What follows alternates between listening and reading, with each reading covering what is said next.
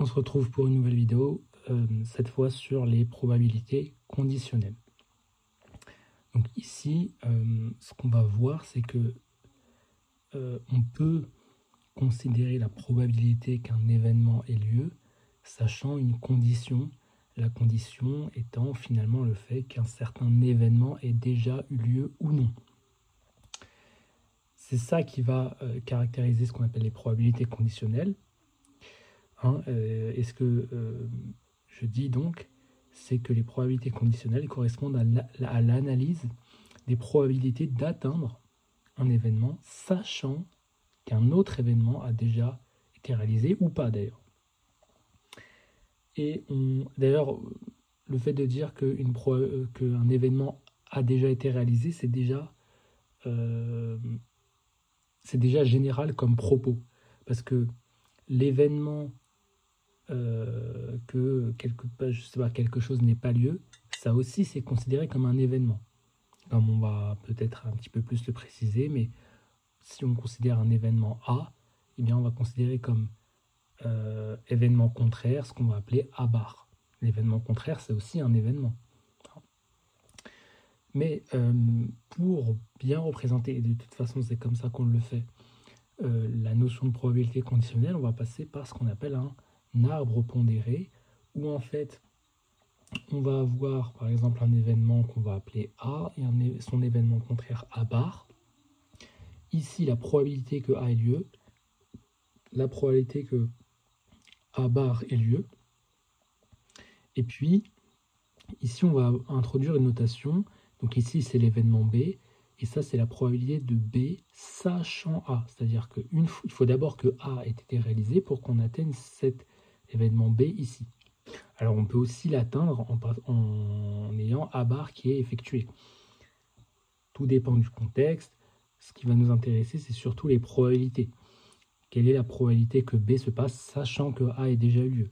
Quelle est la probabilité que B se passe sachant que A bar ait eu lieu? C'est vraiment des questions comme ça qu'on se pose. Et donc A bar, c'est l'événement contraire de A. Pareil pour B bar. Donc dès qu'on met une barre, c'est pour parler de l'événement contraire. Alors, maintenant, on peut un petit peu plus approfondir cette notion de probabilité conditionnelle et déduire certaines choses.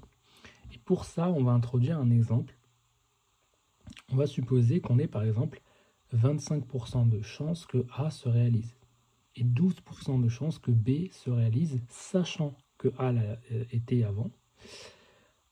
Lorsque l'on a deux événements qui ont lieu en même temps, on a ce qu'on appelle une intersection, et on va plus le préciser dans la suite du cours lorsqu'on va associer la notion de probabilité à la notion d'ensemble. Mais on parlera pour l'instant, pour faire simple, d'intersection, lorsque l'événement A et l'événement B ont tous deux lieu. Et donc, on va se demander ici, donc on a ces conditions-là, que vaut la probabilité que A et B aient lieu? C'est ça qu'on va se demander. Et pour le dire d'une façon peut-être un petit peu vulgaire, mais qui peut peut-être donner une idée, on a en fait, en quelque sorte, 25% de chance d'avoir 12% de chance que B se réalise, sachant que A a déjà été réalisé. 25% par rapport à A, et puis 12% pour B. Donc si je veux atteindre B en passant d'abord par A, j'ai en fait 25% de chance d'avoir 12% de chance que B se réalise, sachant A. Et comme on connaît les pourcentages, 25%, ou plutôt 12% de 25%, c'est 25% fois 12 sur 100. C'est la notion de pourcentage. Et 25%, mais c'est 25 sur 100. Et donc là, en fait, quand on fait le calcul, ça fait 0,25, ça fait 0,12. Et donc finalement, la probabilité que A et B aient lieu, elle correspond à ceci, mais ça c'est quoi? C'est la probabilité de A. Et ça c'est quoi? C'est la probabilité de B, sachant que A a eu lieu. Et donc en fait, on va déduire une formule pour les probabilités conditionnelles, qui est la suivante. C'est que la probabilité que A et B aient tout de lieu, c'est la probabilité que B ait lieu fois la probabilité que A ait lieu, sachant B. Ça c'est une formule générale. j'aurais pu aussi dire probabilité que A ait lieu fois la probabilité que B ait lieu, sachant A. En fait, j'ai juste interverti ici, mais c'est pour vous montrer que c'est général, en fait. Et donc, si on isole la probabilité de B sachant A ici, par exemple, on va avoir cette formule-là. Hein, et donc, avec la condition ici que B ait lieu, et le B qu'on retrouve ici, ça c'est juste des moyens mnémotechniques pour un peu retenir cette formule. Mais on a déjà, vous voyez, une formule qui nous permet de déterminer la probabilité qu'un événement ait lieu, sachant qu'un autre ait eu lieu. Avant d'enchaîner, il va falloir que nous introduisions quelques notions sur les ensembles et qu'on fasse le lien entre ces notions-là et les probabilités. Alors, on va considérer donc ici les probabilités en termes d'ensemble, ça va être l'objectif. Donc là, par exemple, pour représenter les choses, j'ai A qui va représenter un ensemble, B qui va représenter un autre ensemble, et puis éventuellement un sous-ensemble qui correspond à l'intersection de A et B, c'est-à-dire un sous-ensemble qui est à la fois contenu dans A et dans B. C'est-à-dire que tous les éléments de ce sous-ensemble-là, ils sont à la fois dans A et dans B. Là, on a dans ce cas-là une intersection. On a aussi l'union, c'est le fait d'être dans A ou dans B. Le ou n'étant pas nécessairement exclusif, hein, on peut être dans A, dans B ou dans les deux. Lorsqu'on veut considérer le fait d'être dans A ou dans B, on va parler d'union. Et l'union, on la note comme ça. Et en fait, ce qu'on va déduire de cette logique-là, parce qu'en fait, finalement, cette représentation qu'on a fait ici, ce qu'on va voir, c'est que ça va représenter en fait les événements dans un univers. Et lorsqu'on va comprendre ça, on va pouvoir déduire d'autres formules. Donc on va pouvoir déduire par exemple que la probabilité d'être dans A ou dans B, c'est en fait égal à la probabilité d'être dans A plus la probabilité d'être dans B moins la probabilité d'être dans A inter B. On va expliquer pourquoi. Alors en fait, on a une formule, disons un peu axiomatique, qui est juste celle-ci. Et on peut démontrer celle-là, mais je ne vais pas trop rentrer dans le détail, mais ça se fait très bien. Mais comme on va montrer pas mal de choses en fait dans ce cours-là, je ne vais pas aller trop loin parce qu'en fait, ça reste intuitif cette formule. On va expliquer pourquoi. Mais pour bien comprendre cette idée-là, on va considérer donc une schématisation plus générale que celle-ci, parce que maintenant on va introduire la notion d'univers, et progressivement comme ça on va faire le lien entre probabilité et ensemble. On va considérer un univers oméga qui contient l'ensemble des événements qui existent dans cet univers-là. Donc on est vraiment dans de la schématisation. Donc ici on a l'événement A qui prend une certaine place dans cet univers. Et en fait, ce qu'on va voir, c'est que la probabilité de A, qu'est-ce que c'est en fait? C'est la mesure de la place que prend A dans l'univers. Autrement dit, plus A est grand, plus la probabilité qu'il ait lieu est grande. Et en fait, si je vois que la probabilité de A est grande, ça veut dire que A prend beaucoup de place dans l'univers des événements. Autrement dit, que A a beaucoup plus de chances de se passer que les autres événements contenus dans cet univers. C'est ça que mesure la probabilité, en fait. Donc là, on a A union B, donc, et tout le reste, c'est A union B bar, c'est-à-dire tout ce qui n'est pas dans A ou dans B. Et en fait, quand je veux mesurer la probabilité d'être dans A ou dans B, ça revient à mesurer quoi? Soit je suis dans A, soit je suis dans B, soit je suis dans les deux. Mais vous voyez que là, si je considère ce qui est dans A et dans B, en fait, je compte deux fois ce qui est dans les deux. Parce que là, en considérant A, je vais compter déjà une fois tous les éléments qui sont ici, dans l'intersection. Et puis en comptant tous les éléments de B, je vais compter une deuxième fois les éléments qui sont là. Donc pour ne pas les compter deux fois, donc pour ne pas compter deux fois les éléments qui sont dans l'intersection, on va soustraire par l'intersection une fois. Ce qui va expliquer cette formule-là en fait. La probabilité d'être dans A ou dans B, c'est la probabilité d'être dans A. Pour bien le comprendre, imaginez que B, ce soit l'ensemble vide, qui n'est pas B ici, qui est que A. Dans ce cas-là, le fait d'être dans A ou dans B, c'est juste la probabilité d'être dans A. Et ça vaut 0, et ça encore plus, parce qu'il n'y a pas B. Pareil pour B, si A est l'ensemble vide, alors en ce moment-là, la probabilité d'être dans A ou dans B, c'est juste la probabilité de B, il n'y a pas d'intersection. Mais si je suis dans... Si A et B existent, le fait d'être dans A ou B, pour mesurer ça, il va falloir à la fois considérer la probabilité d'être dans A, plus la probabilité d'être dans B. Comme ça, on considère tous les cas de figure possibles. Et pour ne pas compter 2 fois les éléments qui sont dans l'intersection, on va retirer la probabilité d'être dans l'intersection. Comme ça, en fait, la probabilité d'être dans l'intersection, on va la considérer une seule fois. Et non 2 fois. On ne va pas compter 2 fois cette probabilité-là.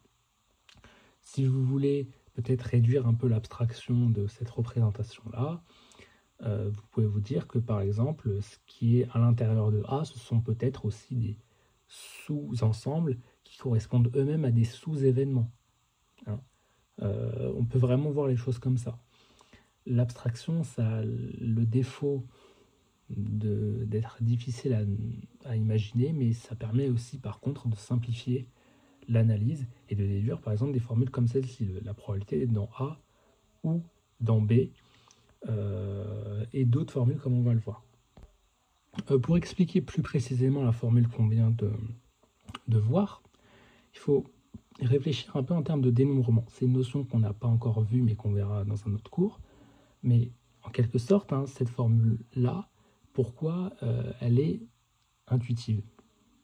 Donc, si on considère tout d'abord le cas où on n'a pas d'intersection, c'est-à-dire que A et B sont des sous-ensembles disjoints, il n'y a pas d'intersection.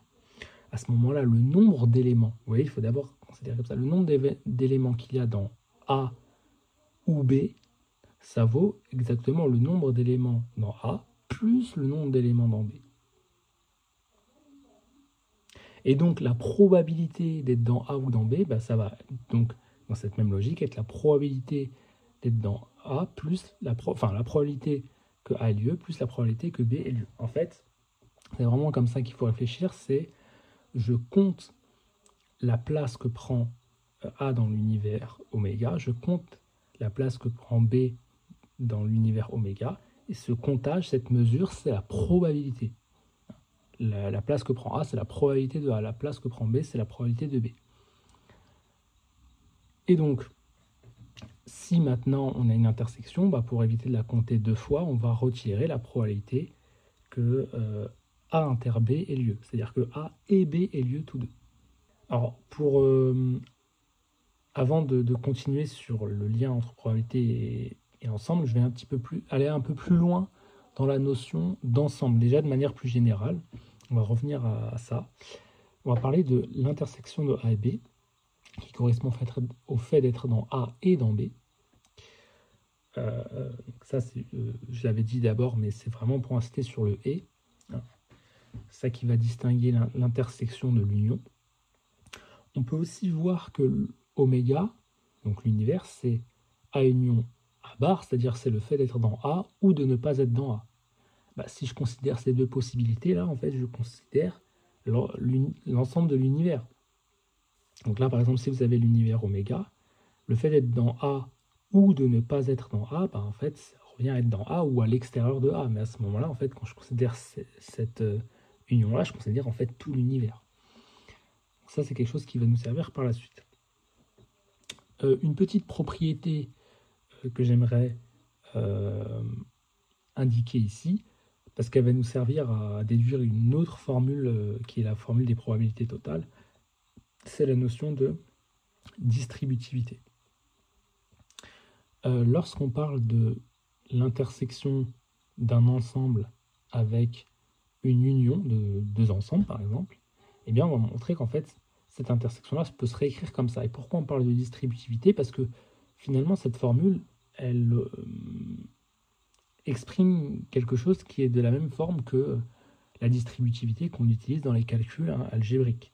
Parce que c'est comme si on distribuait l'intersection. Vous voyez, A inter B, union A inter C. Donc c'est comme si je distribuais A avec l'intersection.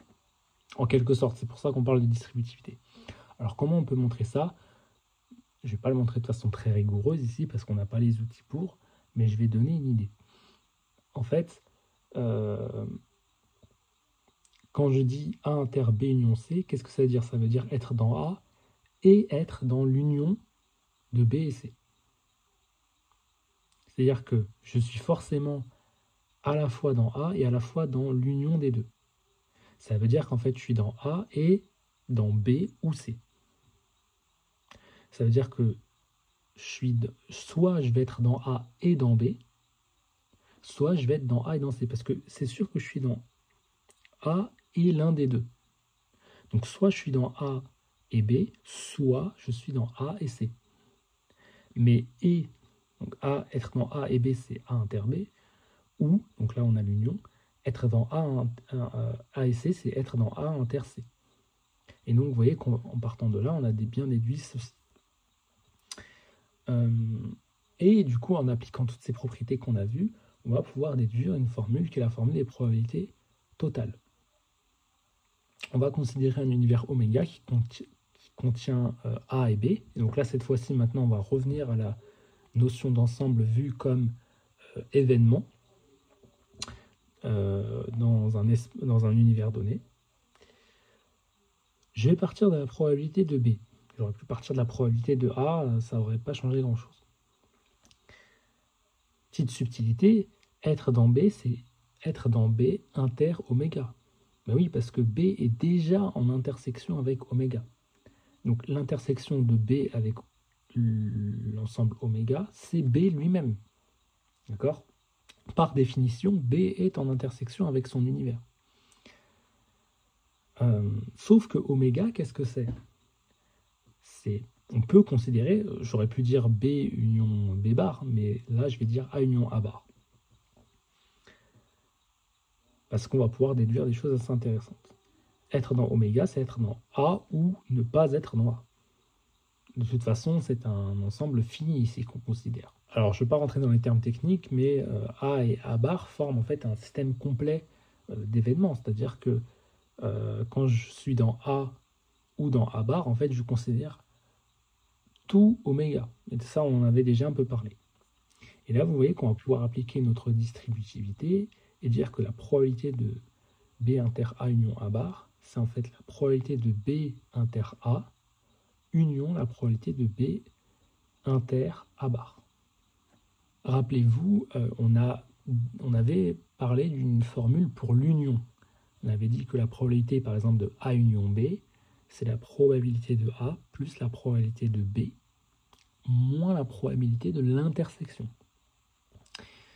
La question qui va se poser ici pour l'union qu'on a considérée là, c'est est-ce qu'il y a une intersection?